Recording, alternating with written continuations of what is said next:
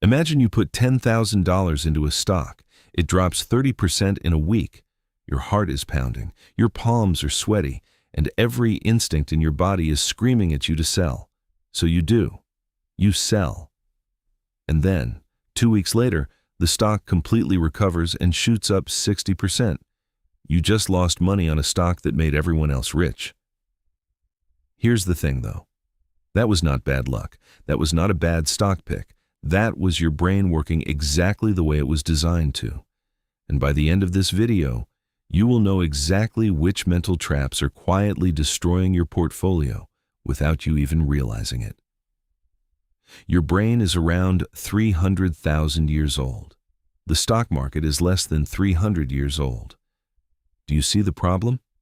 Evolution built your mind to survive predators, famines, and tribal conflict. It was never built to handle volatility, compound interest, or earnings reports. And because of that mismatch, every single investor on the planet, from the nervous beginner to the seasoned hedge fund manager, carries a set of built-in mental shortcuts called cognitive biases. These biases feel like wisdom, they feel like gut instinct, they feel like common sense. But in the investing world, they are often the exact thing that costs you the most money. Let me show you what I mean. Have you ever noticed how easy it is to keep playing a slot machine after a few small wins?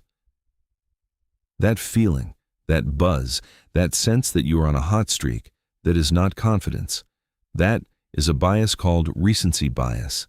It is the tendency to assume that whatever just happened will keep happening. In investing, this shows up when people pile into a stock that has been climbing for 3 months straight, convinced it will just keep going up.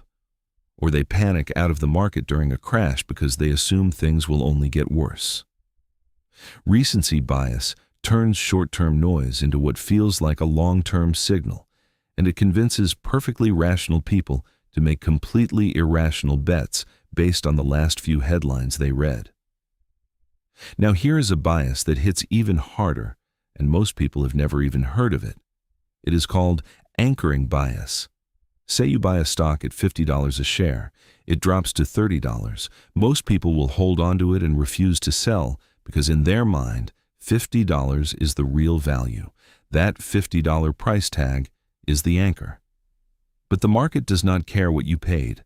The market only cares about what the stock is worth right now. Anchoring makes you hold losers too long because selling feels like admitting defeat. And it makes you miss better opportunities because your brain is stuck comparing everything to a number that no longer matters. Here is where it gets really sneaky. Your brain does not process all information equally. It actively hunts for information that confirms what you already believe. This is called confirmation bias, and it is everywhere in investing.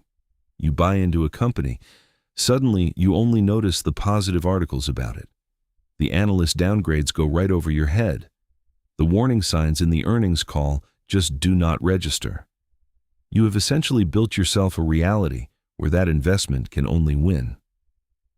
Confirmation bias is dangerous because it feels like research. It feels like due diligence. But really, you are just building a case for something you already decided to believe.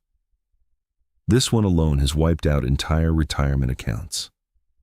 Let me tell you about a real pattern that repeats itself over and over in market history. A stock starts climbing. People talk about it. More people buy it. More people talk about it. Even more people buy it. By the time the average beginner investor hears about it, the professionals have already positioned themselves and are quietly preparing to sell. This is herd mentality. The bias that makes you feel safe when you invest in something, because everyone else seems to be doing it. But markets move on expectation, not confirmation. By the time something feels obviously good, the opportunity has usually already passed. The crowd is almost never early. The crowd arrives just in time to fund the exit of the people who got there first. Now this next one is the bias that nobody wants to admit they have. Imagine you make 5 great trades in a row. Do you think that is skill or luck? Most people say skill, and honestly, it might be. But it might also be something called the illusion of control. This is the belief that your actions directly influence outcomes that are actually driven by random market forces. It is the investor who obsessively checks their portfolio 12 times a day as if watching it harder will make it go up. It is the person who only buys on Tuesdays because the last 3 times they did that, it worked out. Markets are deeply complex systems. Confidence is good. Overconfidence is where portfolios go to die. Knowing the difference is one of the most valuable skills you can build. Here is a bias that quietly shapes almost every financial decision you make without you realizing it. It is called loss aversion. Research shows that the psychological pain of losing $100 is roughly twice as powerful as the joy of gaining $100. Think about that for a second. That asymmetry rewires your entire approach to risk. It makes you hold losing positions too long because selling locks in the pain. It makes you take profits too early on winners because you are terrified of watching gains disappear. The result is a portfolio where your losers run and your winners get cut short. Loss aversion is not weakness, it is wiring. But once you name it and recognize it in real time, you can start to work around it instead of getting controlled by it. So now that you know these biases exist, what do you actually do about them? The first step is the one most people skip. Write down your reasoning before you make any investment decision. Not after. Before. Write down why you are buying. What would have to happen for you to sell? What is your actual thesis? When you put it in writing, you make your thinking visible. And visible thinking is much harder for biases to hijack. The second thing is to actively seek out the opposite view. If you love a stock, spend 10 minutes reading the bear case. Force your brain to process uncomfortable information before it gets filtered out. You do not have to agree with it. You just have to hear it. That alone puts you ahead of the majority of retail investors. Here is the truth that most finance content will not tell you. The biggest edge in investing is not finding the right stock. It is not timing the market. It is understanding yourself.